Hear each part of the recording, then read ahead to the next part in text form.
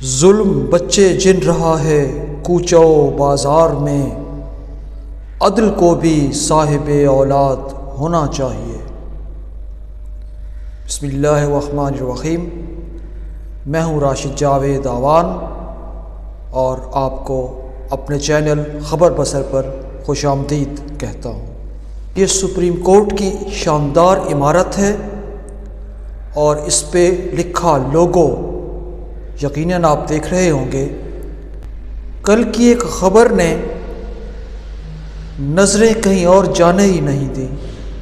پتہ نہیں کیوں باقی ہر خبر دھندلی نظر آنے لگی، تو خبر کچھ یوں کہ پاکستان سپریم کورٹ کے دو معزز جج صاحبان جسٹس منصور علی اور جسٹس اطہر من اللہ کوئی 1 ماہ پہلے ریٹائر ہوئے، اور وجہ یہ تھی کہ 27ویں آئینی ترمیم پر کچھ شقوں پر اختلاف کی وجہ سے انہوں نے استعفیٰ دینے کا اعلان کیا۔ پاکستان جیسے ملک میں جہاں ایک عام مزدور کی ماہانہ آمدنی 50,000 روپے سے کافی کم ہے، ان معزز جسٹس صاحبان کو 15 اور 16 کروڑ روپے کمیوٹ اور 11 اور 12 لاکھ روپے ماہانہ پینشن بالترتیب ادا کی جائے گی۔ ناطقہ سرب گریباں ہے، اسے کیا کہیے۔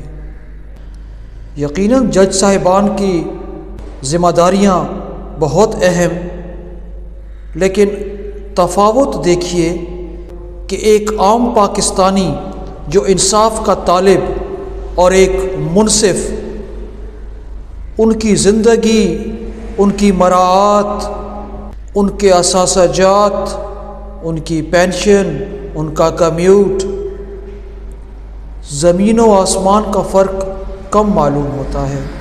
بہرحال ایک بات جج صاحبان کی نہیں، یہ بیوروکریسی کے جو بھی گریڈ 18 سے اوپر کے لوگ ہیں وہ کچھ اسی طرح کی مراعات سمیٹ رہے ہیں۔